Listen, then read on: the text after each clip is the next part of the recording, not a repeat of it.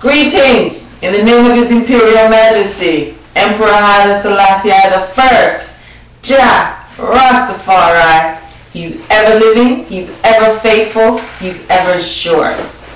Welcome to ReggaeTelevisionNetwork.com. We're coming to you live from Scarborough, Ontario, Canada. And you know, if it's Saturday, it's the Sabbath. And I'm bound to remind you to read Psalms 119. It is the cleansing psalm. It checks you from within, gives you vigor for the week ahead, and it teaches you how to live. Well, we're very happy this morning to have our guest in studio. We have Canada's leading, if not the most popular, dub poet. And so he's here with us this morning in our studio, and we're really happy to have him. So please welcome Michael St. George doing I Do. Greetings. Michael St. George, do you this day take poetry to be the lifeline you throw to the people in the time of need to sow some seeds? And I say, oh yes, I do. Do you this day take reasoning to be an instrument of choice in difficult times? And I say, oh yes, I do. Does anyone here this time object to this ceremony? Because you see, I do what I do because I see lust cemented in greed at emergent speed. I see envy coated with token favors, verdicts and rules often wavers. And few today have the nerve to speak, caring yet fearing the destruction, caring yet fearing the end of families and friends. But I do what I do because I see policies and attitudes reflect not missions or statements. I see lies and smiles illuminate some corrupt, dirty faces, some camouflage in layers of mask suited for the occasion. I see devil worship on the rise, and sexual perversions are garnishing top prize, top spots, huge media slots, prime broadcasting for nation days on end. I do. Oh yes, I do. I do what I do because I see early anthropologists and archaeologists miss the gist and fix thoughts they deem necessary to relate about some cultures misunderstood, religions sometimes aimed at the poor and the needy. The cross strapped to some backs, silent, dying. I do. Oh yes, I do. I do what I do because I see political bombs explode in the economy to which there is no quick or eventual fix. I do. Oh yes, I do. I do what I do because I see generations without hope, robbed of their innocence, robbed and robed in entertainment, acquainted with aggression. And I see videos, oh yes, videos, void of ideas, flickering in colored animation. I see commercial buying ties to Big Mac, pop, gravies and fries, and I ask, where is the nutrition in that meal? I do. Oh yes, I do.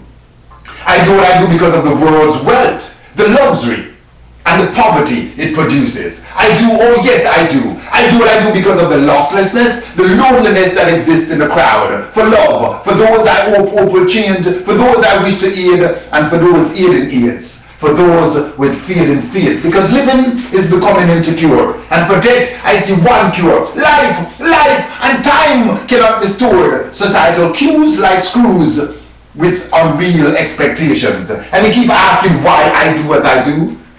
Well, I'll continue to do as I do until the giver of life thinks it's time, and not before then. Until the giver of life thinks it's time, and not before then. Oh yes, I do. Wow, come on over here, let's talk. Michael St. George. Jeez, thank you so much. You're welcome. Thank you. So that lays out a lot of society today. Yeah, it's an ode, it's a commitment to where I'm at with my work, and partly how I choose to live my life with purpose. So I give thanks, and it keeps reminding me, that particular poem was written for me as well as, you know, for my audience. But I think more importantly, keep remind me of my commitment, you know. I do. I do. Yeah. So, you are a qualified gerontology activity coordinator and remotivation therapist. Now, besides what you do, where did that interest for the senior comes from? That came from growing up in village kind of dynamic, you know. I grew up between Kingston, Augustown, particularly St. Andrew, you know, Kingston 6, Kingston 7 area, and Portland, you know, Buff Bay, Portland. And that dynamic is a combination, you know, sometimes they're complete contrast, but there was always a village dynamic, you know, growing up respecting the elders, having conversation with the elders, counsel with the elders. And I came to Canada, and at that time actually my grandmother was having dementia, and I just felt, you know, yeah, it's time to get some inside vibes about that as well. And I was looking at my transition to Canada and what else could I do here. So I went back to school and studied gerontology, you know, and at the same time there was a fast tracking need to do remotivation therapy on the side, and I just took that on. I probably just like to take on things sometimes to my own detriment still, but oh, but I'm sure it was necessary. Yeah, it was. I just sometimes super pack my schedule, you know. But it's very insightful. You know, speak to the idea of how society relate to the elderly. Our society have its vibe around aging, the whole aging process. You know, it's stigma that attach. How sometimes people prey on the elderly with these new, you know, forms or technology. All kind of aspect around the aging. But at the same time, how do we compartmentalize, you know, the process of aging, and what do we do to elders as opposed to sit them down and have counsel about their journey and what they have done and how we can learn from that. We institutionalize them by and far, and I think it's a disservice to them and to our society. Yeah, because of course the young can learn from the old. Absolutely. And should learn from the old. Absolutely, you know, because experience does teach wisdom. Yeah. Well, I'm sure the people who you've helped are absolutely grateful, because I love older people too. I've always been very close to older people. My grandmother raised me, you know, along with my mother, and so it's really important, I find, to have a relationship with the older folks, because you really get grounding. Absolutely, you know? And I think the important thing is to learn humility and grace, and you know, those two.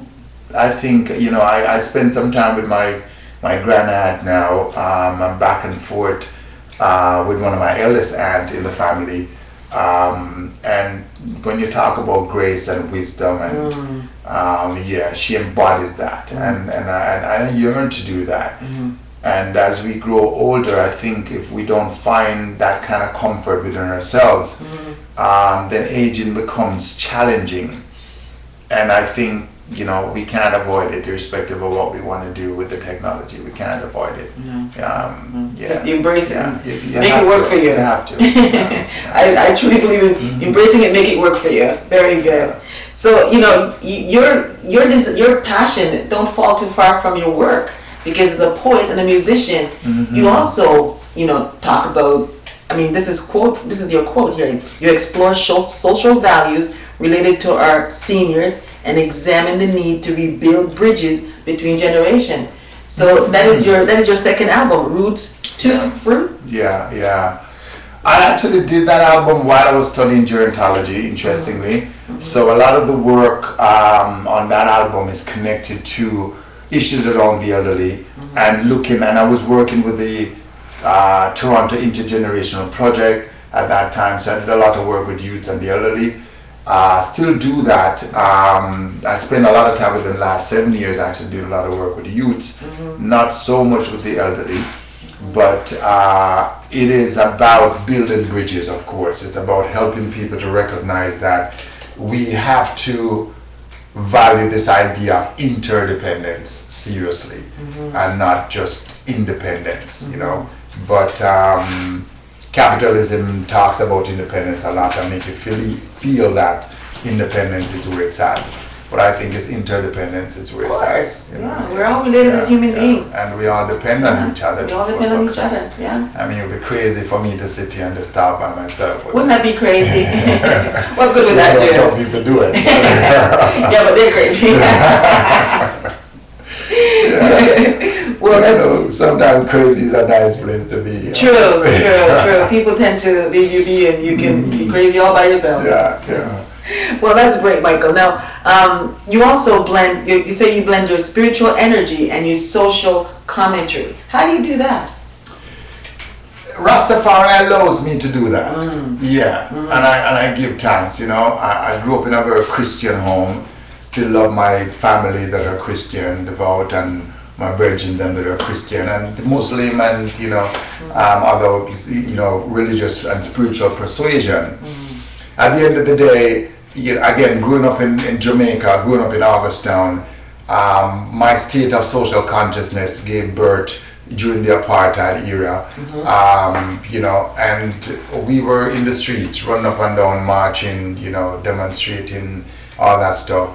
And at a very early age, I was around Rastas, you know, always around Rastas. So when I look at that and examine, you know, the idea of and the philosophy of Rastafari, it allows I to be spiritual and still revolutionary. And I think that that is important. I also believe fundamentally that your religion should not have conflict with your culture, you know. So they should. Yeah, man, they should harmonize each other. Yeah. So through that, I give thanks and you know, understanding my purpose as a creative person, as a writer. How do I engage in society? How do I now use my work or the inspiration that I've been given as a vessel to engage and to interact and to question and to analyze? And I think through the powers of the Most High, I've been able to do that, and I give thanks. You know. How do you explain Rasta to people who don't understand Rasta? Yeah, many even who have been more articulate and knowledgeable about Rastafari have tried that. Yeah, again, you know, I think one religion is a personal thing. You know, if you find a way to your deity through a bottle of water, I can't argue with you about that. You know what I mean? If it's a cow, still can't argue with about it. You know what I mean? I think everyone is responsible for their spirituality and how you journey through that and, you know, your relationship with your God. I personally, again, going back to early influences of, you know, people like Marcus Mosiah Garvey, you know, is that we must somehow have some representation of our culture with our deity. I felt that that's very important. And again, you know, understanding the journey of His Imperial Majesty, you know, the connection with that in terms of a biblical context. Yeah, I don't have any problem with, you know, declaring that I see my God through the eyes of Africa and a black deity. I don't have no problem. At the same time, I don't influence my children to be Rasta either. You understand me? I live a particular life that I hope that will be exemplified in their eyes, and somehow they will, you know, somehow cultivate the same values and norms. But at the end of the day, if my child is doing good and she don't have dreadlocks and she still respect, you know, a certain level of spirituality and understanding about how she engage in life and how she find her God, I'm cool with that. You know what I mean? Yeah. I'm not here to try and influence people to do certain things. I will hope that through dialogues we can arrive at a point where we understand the importance of doing good, you know, because good is universal. And the other thing about it, that the Almighty makes sure that good is in everyone. So you know when you're doing wrong. I don't have to tell you. You know what I mean? So certain conversation we don't really have to have. But let your light so shine, Right. so that others can see see. and glorify the Most High. Right. Seeing, That's yeah. great. I certainly love that explanation. You know, and of course, relating the fact that follow his history, know who he is, know about Yeah, him. absolutely. Because once you start to learn him, Absolutely. And then know you the definitely will powerful see him. work that has been done. Yes. And then when you understand that, then you know where your power lies. Yes. You know, and Know where yourself. the capacity Yeah. to do majestic, works lies, because it has been done. Yes. And you have it in your genes, and Right. you have it in your history. So As Marcus move said, forward. man, know thyself. Exactly. And then you'll know what's inside of you. Exactly. Oh, Absolutely. this is great. So, now, as a poet, I'm sure you always want people to understand what you're saying. Like what you just did for Yeah, us there. yeah, I understand what you're saying. You're calling upon modern day. You're pointing things out that you see. Yeah. Now, when you deliver your poetic message, what is your expectation? Or don't you have any, or do you have any, and what is it? That's huge. That's huge. My expectation is that people will begin to somehow be introspective about the topics that I present and take action. It actually begins in the mind. So if you're processing your thoughts through a presentation that I've done, we begin to have dialogues around that, and how can we shift and change society to make it more easier for people to live, and people to find the basic needs to survive and educate themselves and move forward to the next level and actualize. Then we begin the work, because it begins in the minds. One of my other expectations is for me to really have fun, because at the end of the day, sometimes sitting down in solitude and writing these things about your deepest, darkest thought is not always pleasurable. But when I come to present, when I come to present, my intent is to have fun. So I get inside the work. And sometimes I really don't care if I make you uncomfortable, because really part of that is how growth takes place, you know what I mean? If we're not uncomfortable, sometimes we don't grow. Pain in the shell. Yeah, exactly. Must be broken. So yeah, I really don't have a problem with making people uncomfortable. Yes, yes. Especially through my work. I mean, if you come to my house, I treat you like a king or a queen. You know what I mean? I'm very. But on stage, you're ruthless, are you? But on stage, is me and the relationship with my work and the divine purpose that I think the Almighty will give me. So I hold it in high esteem, and I try to be humble in the process. At the same time, I spend a lot of work. I spend a lot of time to do the work. And it's a serious commitment to be here, right? So at the end of the day, I hold it in high esteem. But when I come to deliver it, I'm most often uncompromising, And so you should be. Exactly, that's the time we need to engage. And there's some serious things happening in the world. Yes. Some serious things happening in the world. There's the heightened degree of unfairness. And oppression and slavery in a modern day state that sometimes people don't even recognize that they're enslaved, which is cruel and crude and savvy. Yes. You know what I mean? Very savvy. So it's time to wake up. Yeah. It's not chains and shackles anymore.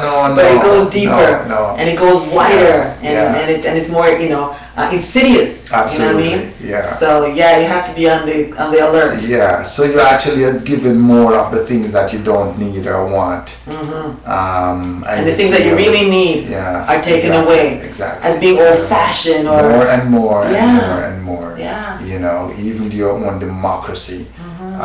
So I mean, it's a popular thing. Soon, charging you for water, so they're going to charge you for breed and all that kind of thing. Luckily, the air God make sure they can't do that too much. But it's so funny because there has to be order. We know that there has to be order because we cannot live under chaos. We've seen parts of the world where chaos seems to reign, and none of us wants to live there. So there has to be a balance between order and authority, as well as people's individual freedom. Yeah. So how do you balance that in your own life to make sure that, of course, it's just doing the right thing, isn't it? Absolutely. Do unto others as you would like There done you to go. you. End of story. End of You know story. what I mean? It's- Covers everything, doesn't yeah, it? Yeah, simple. You know, I keep one of the things I talk to, you know, with my children and friends and especially youths is, you know, my grandparents and the family, the older people in the community, they used to say something that is so succinct. Once it's said, you get it. You don't have to. You never forget it. Yeah, and it's Yeah. like haiku. You know what I mean? Short, but it packed a serious punch. Absolutely. You know what I mean? Absolutely. So, Yeah. yeah, so a simple statement like that is one of those statements. And I think it's very important. Balance is important in life, man. It's really, really important. So, yeah, so those are some of the things I try to, I guess, get from my delivery and from creating my poem. And the other thing is that if I can inspire a human being to actually do something that is positive on the planet for themselves or for others, then part of my work is done. You know, and in addition to that, the work I do in community with, you know, a number of people is about that. You know, we talk, you know, on the phone about the Turnaround Project as well. Part of that is recognizing that as a writer, I'm also a practitioner. Part of the role is to, when I get to this stage, is to see how I can help others. And through the Turnaround Project, we've been able to do that. Through some of the other work I've done in seniors, the work I've done in schools, you know, the work I've done in prisons, is part of that vibration, you know. Yeah, and life must be lived with purpose. Absolutely. Well, you know, you are a humanitarian, you are an activist, you're well, I don't say socialist, but you're a person who considers society as a whole. Yeah. But you're also an artist, and that is what you're here for us today as well to do. You are the dub poet, man. You know, you are Michael St. George. When you say the name, people say, oh yeah, Michael St. George, the dub poet. He's a musician That's as well. interesting. Yeah. So you're here, so your next performance, what is going to be your next performance for us? I actually, I've been in between minds of two pieces, but the piece I want to do is a piece called Fight Your Fears or Die. And essentially it's about one recognizing that fear is crippling. And if you really don't challenge that and get comfortable with the things that you're uncomfortable with, then incrementally you die. You might not die instantly, Right. but incrementally, because Yeah. fear is Little by crippling. little. Yeah, fear is crippling. Yes. And the governments know that, you know. Back to politics. You know, Always, yeah, you we have don't to scare pay attention you to about high politics. alert and war and the No, news no, that we should feed know. you. It's part of that. It's a part of driving fear into you so that you don't even want to speak. You know, and that's why I do, again, it's about that. It's about, you know, we have to speak. Yeah. But then again, you know, and people should understand that fear is the absence of faith. Absolutely. So here again, His Majesty takes care of that. Because if you have faith in the Almighty, if you have faith in Jah, and you know He exists without a shadow of a doubt, then fear will not be a part of your life. Absolutely. And that there again is a solution. Yeah, and it has a moment, you know, when it actually just invades your space. But again, if you're present, conscious, you can actually diffuse it over time, you know. Absolutely. But again, it is one of those things that makes you uncomfortable, and I just refer to growth and uncomfort, you know, and discomfort. Yeah, once it comes, if you can recognize it for what it is, and you're grounded, then you can move through it. And with the help of friends, family, community, because we all fall down from time to time. Love, communal You know what I love. mean? Yeah. So this is called Fight Your Fears. Fight or Your Fears. Die. Or Die. There you go. Well, this is going to be fantastic. Fight Your Fears or Die. And so we're really happy to welcome, thank you, we're really happy to welcome Michael St. George again to our stage. Fear or Die. Fight Your Fear or Die.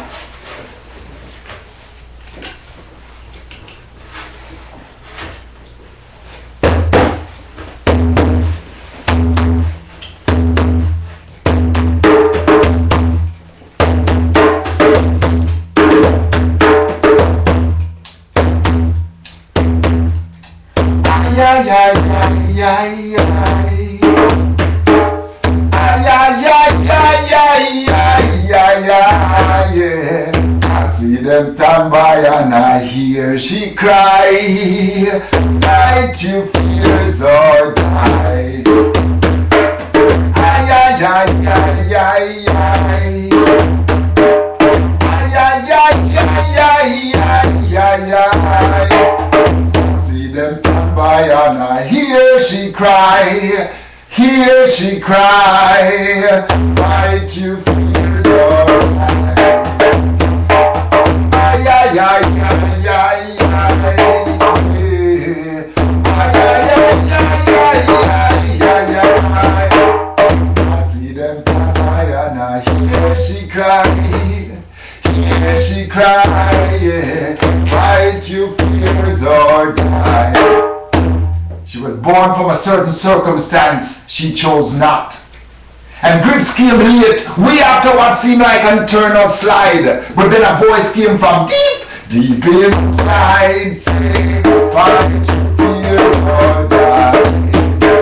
There's not another way, and I can't take a road. Just to discover the dice a place. So I got to take the action, it's the only way. She say, fight your fears or die. Take the action, is the only way. She say, fight your fears or die.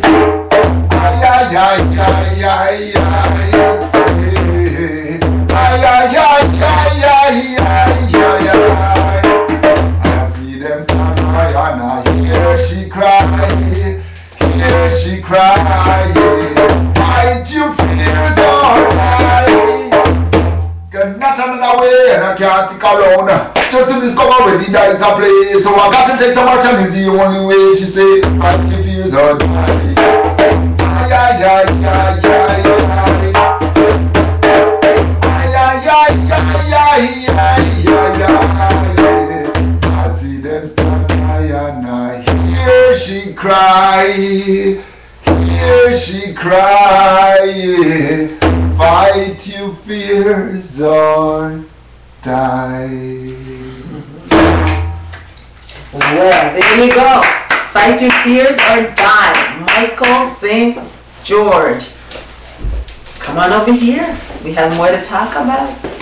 This is good. This is very, very good. Wow, congratulations. Thank you. Yes. I like your work, Michael. I saw your video in, was it Caged In? All right. Yeah. Then you had your locks then, so people must know that if they're going to see that video. It's still here, no changes. But he did have his locks then, he did that video, so yeah. Yeah, that has been a serious transition. I don't know, somehow I feel invited to speak about not having my covenant. Yeah, it's still me, brethren and sisters. Still Absolutely. me. Absolutely. Yeah, and though I value the importance of the here and the representation, the connection, the commitment, and whatever connotations come with that identity, because identity is important, but we talk about knowing oneself. Mm-hmm. So the ear don't really act, it's I act, Mm-hmm. you know. And most of the time, for the 17 or more years that I wear my covenant, you know, I never go out on the street, you know, with the idea that, yo, because I have dreadlocks, I have to act a certain way. Mm-hmm. Most of the time, people know me, my covenant was always in my hat, you know. I always loved wearing hats. So, yeah, crowns, we call them. So yeah, it's still I not change. I will continue to do the work. In fact, if there's anything more, I'm more committed to the work I do. Mm-hmm. So those who are wavering or questioning or, you know, doubting, yeah, there's no doubt. I don't have any doubt. In fact, I can share you a little thing that come to me through that, you know. They thought they would break our spirit.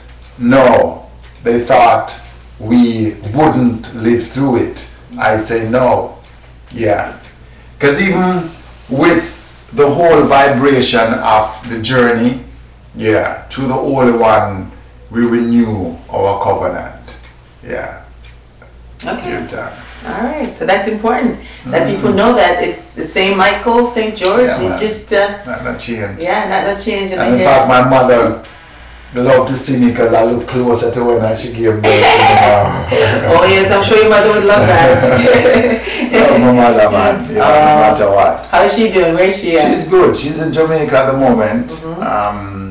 I'd love to. Well, she's been working with us for the last couple of years with the Turnaround Project, and you know, it gives my mother an opportunity to see some of the things that I've been doing out here over the years. Because I've, you know, sometimes, and you know, to my families and close friends, even to my daughters, I know sometimes, you know, performance and community work take precedence over being with you and things.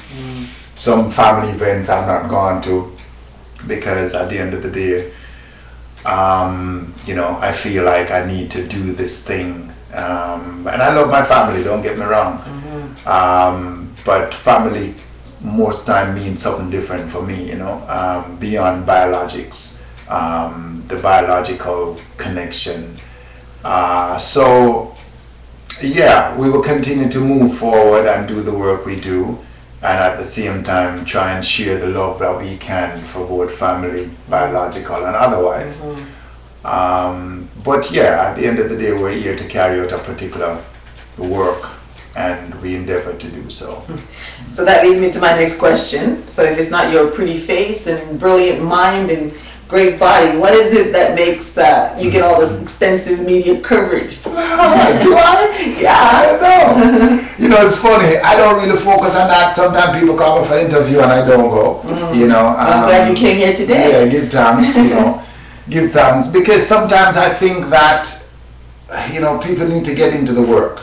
Actually, I sometimes don't represent myself as well as the work does, because sometimes when I'm writing, there's a different element of communication with the cosmos, with the Most High, you know, and sometimes what comes through me is clearly the whole idea of the vessel, and a lot of people say that, you know, in the past, as you know, and sometimes you wonder if it's a cliche. It's not a cliche. If you're really committed to your work and you open yourself to be a vessel, some magnificent things will come. For sure. And sometimes the thing that comes even shock you, you know. So at the end of the day, I give thanks. I never have anything to do with this. I want to tell people that. My mother, my Being tall, father, dark, and handsome, had nothing to do with that. So I don't take credit for this. You know, and I don't compare it, you know, because beauty sometimes can be skewed, you know. At the end of the day, what I try to do is work on the core, you know, the core, the chi, balance that. I try to make sure that, you know, in any different situation, I make the best decision at the time. Sometimes later on, it's not the best decision, but I thought it was at the time. And at the end of the no day, regret, no looking exactly, back. no Just regret. keep going. I just, you know, if I have to tell my brethren, I'm a sister, I'm a daughter, I'm sorry, I do that. Of course. And we move Humility. forward. Exactly, you know what I mean? But I spend a lot of time working on what I do, you know. People who know me know that, you know, as I said, sometimes late at night I'm up consistently.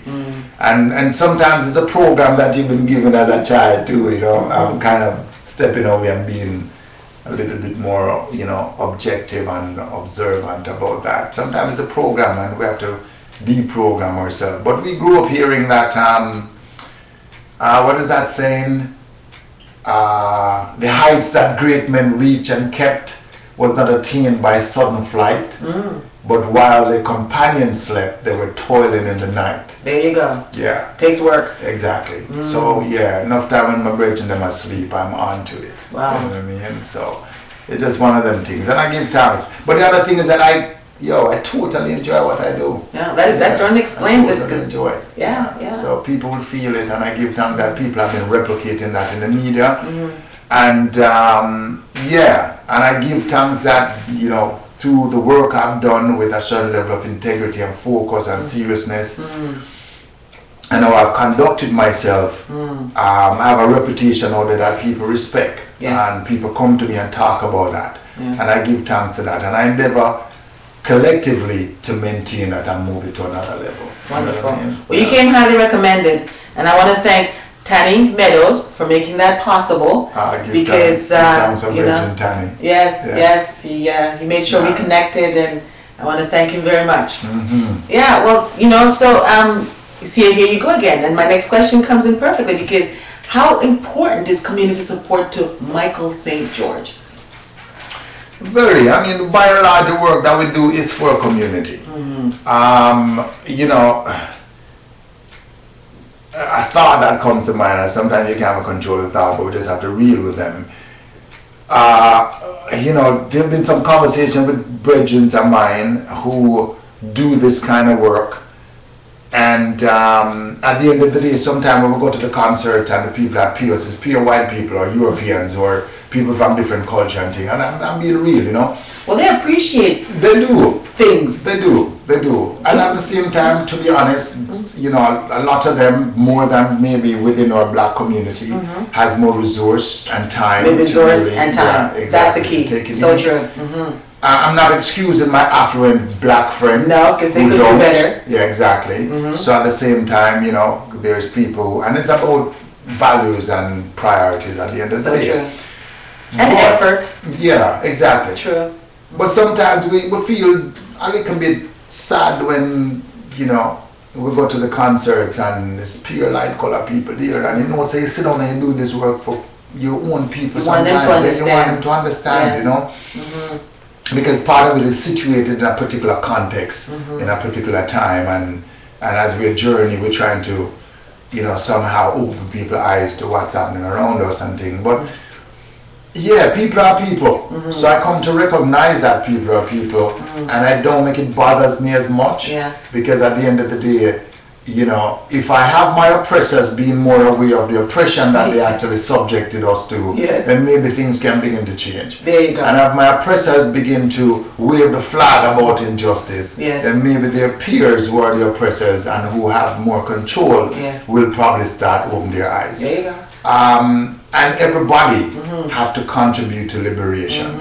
Where we are today, especially in Canada, if we reference the Underground Railroad, a lot of people that were not black help Harriet Tubman. Absolutely. And help a lot of us, my ancestors, to be in this part of the world. So yeah. But you said it, Michael, at the beginning. You said God put goodness in everyone. So it's how you choose to exercise that goodness. Yeah. And if our white brothers and sisters choose to exercise their goodness by making our lives better, because they have exercised the other stuff that made our life terrible, absolutely, then so be it. And I think it's important. Yeah, man, it's a balance, man. And we just have to deal with it. Yes. And again, and be thankful when you see it happen, because when they come, it is support that we appreciate. Absolutely. Yeah.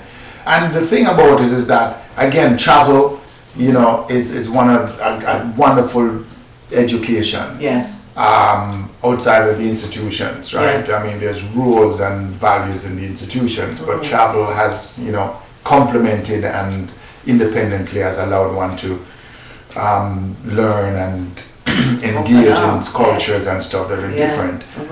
I particularly have learned through my travel and through my experience, especially in North America. I have a solid group of Europeans, Canadians, white students that have worked with me for years, going back to Jamaica and contributing to my hometown, my country, because the project is really about pulling people from different parts of the country.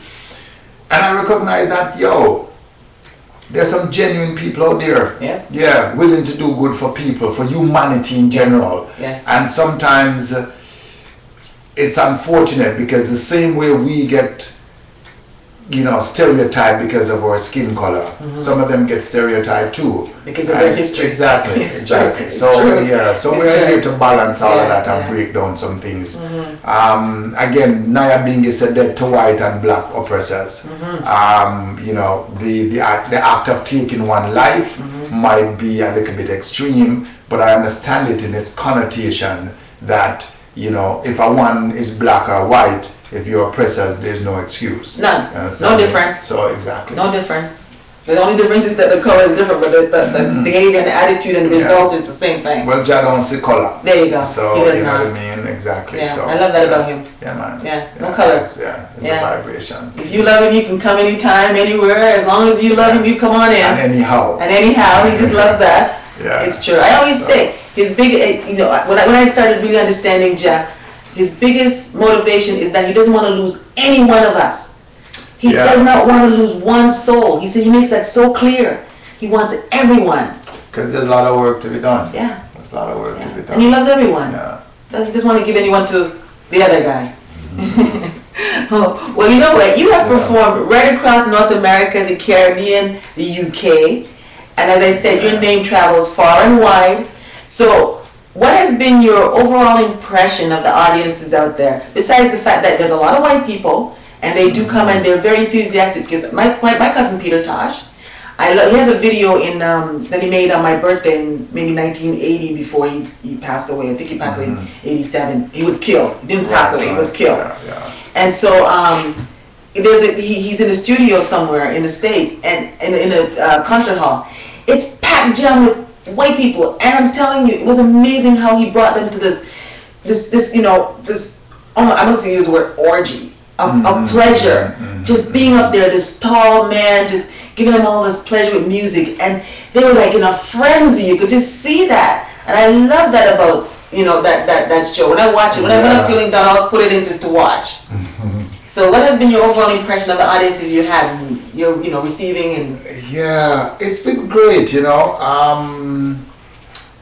I have to say, before I go any further, give thanks to all my community, African, diasporic folks who have really supported I, and actually they cradle I to the next level, and to some degree has allowed other people of other cultures to really explore my work. So we give thanks to that, because that is the root. Very good. And I want to say on a sidebar, Peter McIntosh is my favorite whaler. Whoa, really? Straight, my favorite whaler. We can talk about much of that off camera still, but that's honestly. I know for my brethren, them who know me, know that. Wow. In terms of audience, I think that I have been really, really well received, and I give thanks to that. Part of it is that I really have an affectionate love for rhythm and language. So whenever I step up to do the work, or even when I'm writing and creating, I feel melodies, I feel progression, even through the language, you know what I mean? And I look at how the syllables allow the words that I choose to dance. And I try to do that, because if I'm not rocking, then I can't rock my audience. You understand me? Yeah. So I have to feel it, I have to rock, I have to move. So I give thanks to that. And people love rhythm. People love rhythm. People love when you have something to say that makes sense. And at the flip side, I've had people who challenge me and walk out of my concerts and stuff like that, So You've had that? Yeah. It's a combination of things, but I know that. Didn't like what you were saying? Yeah, and I think, again, I don't have a problem with making you uncomfortable. Yeah. If you really want us to talk about your discomfort, then we can do that. That's right. Because my intent is really, I don't set out to make you uncomfortable. No. But if it happens in the process, so you should explore why this makes you uncomfortable. Exactly, yeah. You should step up to the plate and explore why. Just don't run from it. Because reasoning is the best instrument we get as human beings. You open your mouth and sound come. And reasoning is the instrument that allows us to overcome difficulty. If we resort to reasoning most of the time as opposed to other things, things can be solved without abuse, even though there can be abuse in language. Oh yes, we know that. And again, it's very powerful, So I've had a mixed vibration, but by and large it's been good. Yes. By and large it's been good. Should be. And people have been kind of missing. I've been getting some vibration that people is kind of missing, the Michael St. George vibe and things. So I'm here. Wonderful. And we're getting it again. Well, I'm glad you're here today. Yeah. Now, you have also, awards. I mean, I was looking over you've got what, Canadian Reggae Music Award newcomer. That's male category. That's 1993. You have a 2-time Caribbean Crucible. Dub Poet of the Year, 1994-96. Yeah. And of course Birmingham, 97, and Slam Champion, 97. Yeah, and I did some things in the States. I don't really recount them things, to be honest. Well, I have to, that's my job. And the Ontario Federation of Labour gave me an award that I thought was really nice. It was a surprising award, and probably one of the awards, it's outside of music, and one of the awards I probably value the most because it's about community development.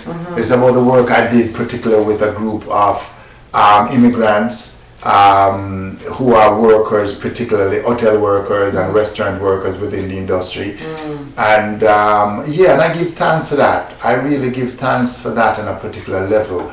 But yeah, I don't. Your work must be appreciated. We must show the appreciation because as a creative person myself, I know how hard it is to be creative. Even though you have the talent, it's something that you have to work at. Yeah, so I appreciate that kind of work, and people do. That's true. So I want to thank everyone that I've awarded, you know, and recognized the work I've done. Even by so doing, you know, for an interview, an article that you've written, you know, something that you put on Facebook about my work, any commentary on Twitter. I love it. I give thanks that you've taken the time to do that, and it shows. And it's a route. Actually, it's encouraging. It's encouraging. It's really encouraging. So Excellent. we give thanks for that. So of course we'll be looking forward to lots of work from Michael St. George. Yeah, because I've kind of taken a little step back dealing with, you know, turnaround project and building this facility in Hamilton. We now have a really professional facility in Hamilton. Wow. Talk about that a little bit. Tell the people about that. Yeah, we were searching to find a home for the turnaround project while I was actually teaching at Brock University. So between that and traveling from Toronto to St. Catherine, you know, a friend of mine then said, you need to find somewhere. So I was looking at investment in other ways outside of the music. So we decided to invest in some properties, discover that I'm really not a property manager and landlord or any kind of thing like that. So I'm an artist, exactly. Yes. So and judges say, yo, you need to get back to this thing, you know, Bridget. Yes. So yeah, but I've learned some valuable lessons. And in the process, what we've done is being able to establish a home for the turnaround project and headquarters. And while looking at the opportunity to continue to do my work and to continue to support the turnaround project, after researching and going through some different things that we could have used the facility to do, I've decided that we're going to build a proper recording facility. Wow. And part of that too is to contribute to the branding and the legacy of what we do here in Canada. Yes. As you know, diasporic music, you know, that was, and particularly with a slant and interest in reggae. I don't have a problem with saying that because that's reggae, jazz have been my root influence. So yeah, we work with that. The facility is ready. We're recording in it. I'm putting out a compilation soon of different artists that I've worked with on the first rhythm. The second rhythm that we actually recorded in the studio. And I'm working on my next album. There's a couple of clients that I've called and interested in doing long-term projects. And that's where I'm at. I really want to do long-term projects.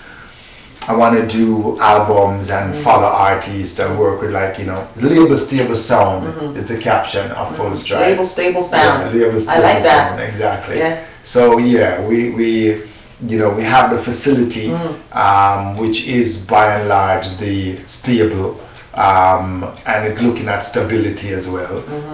So it's a combination of the bunker and stability. The label is part of the branding, and the sound is, you know, everything is about vibration. Everything is, you know, sound, and you know, I'm toying with the idea of stimuli, because stimuli, you know, stimuli excite sounds, and vice versa. You know, so yeah, stimuli. Is that from stimulus? You know, exactly. I see. It's trigger. Exactly. You know, igniting and like exciting. That, So that's where I'm at, and so the facility has a nice reception area for discussion. You know, we just. Do you have an event coming up? Yeah, on the 1st of March, I have an open house, mainly, you know, brethren and families that. And you know, if you hear this interview and I don't call you, I'm sorry. You're not going to family. But time limited, and we just wanted to do that. We're going to have other subsequent open houses and invitation for people to come to the space. But it has a nice reception area.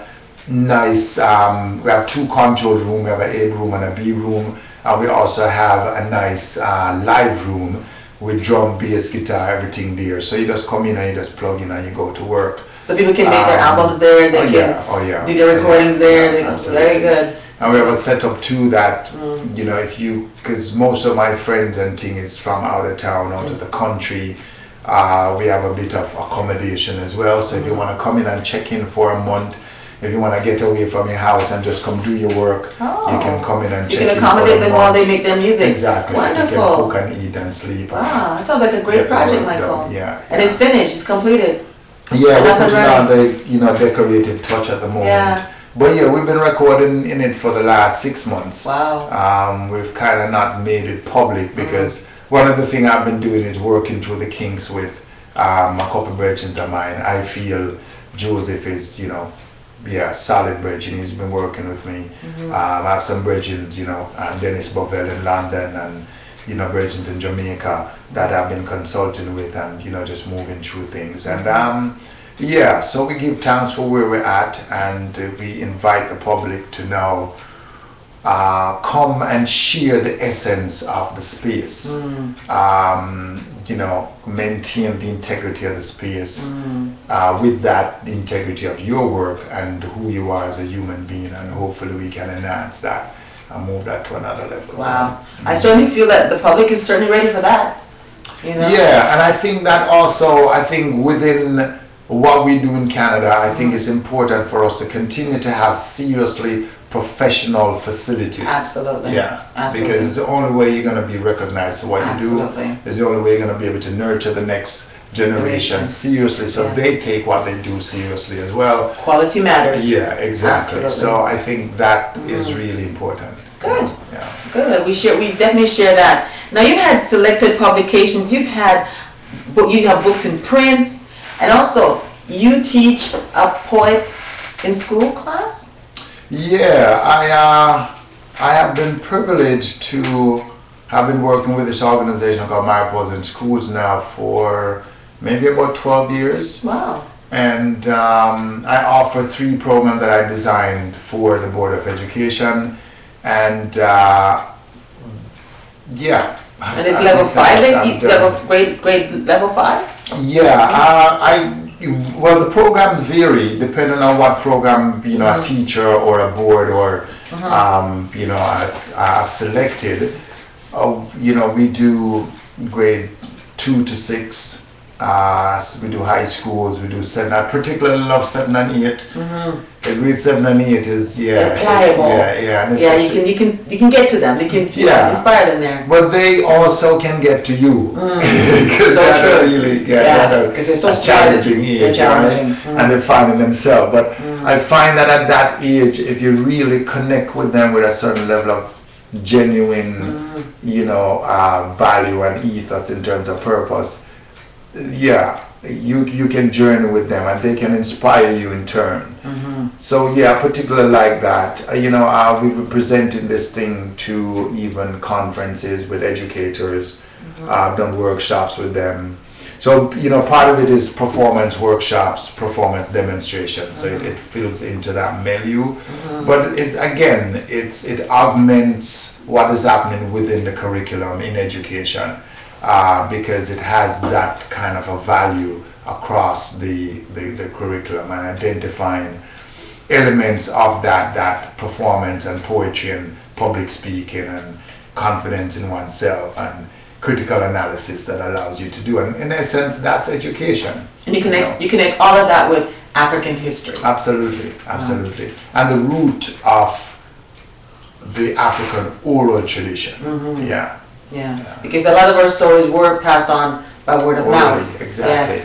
Yes. And rhythm in storytelling and language, it's always been there. So yeah. But there's a lot of books now. We've caught up. There's a lot of books, a lot of manuscripts, a lot of writings that people that are out there that people can read. One of the most important books I always say that people should have in their home for all of their children is the Philosophy and Opinion of Marcus Garvey. Oh yeah. That's a powerful book that every black home should have, and every white home. Yeah, absolutely. Or every home. You read, yeah. Yeah. It's an amazing book.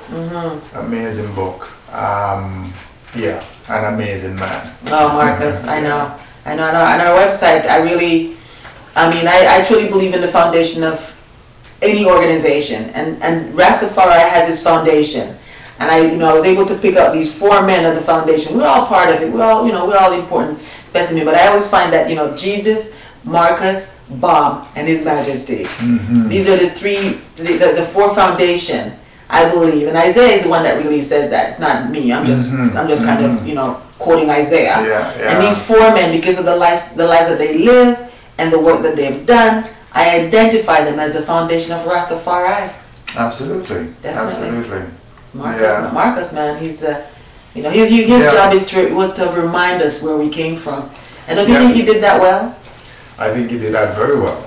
Very well. Mm-hmm. And the work it's a legacy. Wow. He was clear on what legacy means. What legacy means. Important. So we must definitely go back as well as forward and stay in the moment and get it all together. For dynamics, Yeah. Well, Michael, we're running out of time, and it was fantastic having you here. I know you're going to do a last performance for us. So I just want to take this moment to say thank you so much for coming. Thank you for your wisdom. Thank you for your understanding. And thank you for sharing with our audience. Well, thank you. And thank you for having me. Oh, man, it's been my pleasure. And, of course, you're welcome here anytime. And anytime you want, you just let us know. Oh. Yeah? As soon as you have something new going on, anything you want to tell us, we're here for you. Well, the studio, I'd love people to really check that out. Sure. It's Full Stride Sounds, and the website, we're working on that. By the end of the month, you can have the website up, fullstridesounds.com. You can check us out on Facebook right now, Full Stride Sounds /Facebook. For those who have been hungry for the next Michael St. George put up. And I'm sure there are many. Yeah. We have an album coming out this year, and it's called Life is Special. Maybe in a couple of months it will be ready. Wow. Because we've been working on it now for a long time. Yeah. And I know that people was waiting on the ITIL Suite, because I advertised that the ITIL Suite is coming. It's still coming, don't worry. The ITIL Suite is coming, but Life is Special kind of chump it right now. So yeah, you're going to get Life is Special first, and then the ITIL Suite to come, because I have to give you the ITIL Suite. Well, once you're back in the studio, we're just happy that you're back in the studio, so we can definitely get some more Michael St. George. Absolutely. So what's your last performance with us? What's your final performance with us? Yeah, this piece is a combination of people missing. It's called Missing You. I wrote it when I was away from home, traveling, which is often away from home. But I was missing my daughter and commitment to family and stuff. My youngest daughter was just born, and I was just reflecting on my role and values as a father who don't know my father per se. Oh, really? And how is it you play that role as a father without knowing your own father? And and I was missing my girl, so I wrote a piece called Missing You, and I'm doing it this time not just for that vibration and because I've been away from home still a lot, but also for people who have been missing Michael St. George, and I've been missing you too. So oh, very good. Yeah, you know what I mean. So we're gonna get back to that, but enough said. Missing You. Okay, well there you go. For his final performance, Michael St. George singing Missing You. And so take care, and we'll see you next week. Remember, we're here every Saturday morning, and next week we should have Visionary. So we'll see you next week. Take care.